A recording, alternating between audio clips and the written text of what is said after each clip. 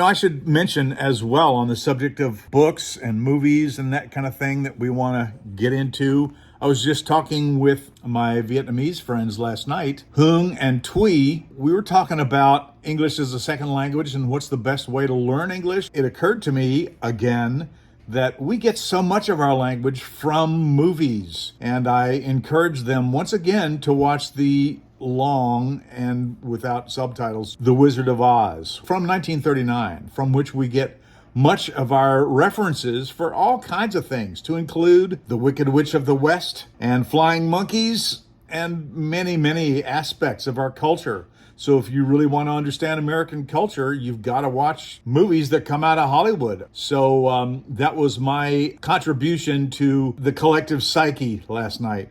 So anyway, hope you're having a wonderful start to your 2025. Happy New Year once again, and I'll talk to you soon.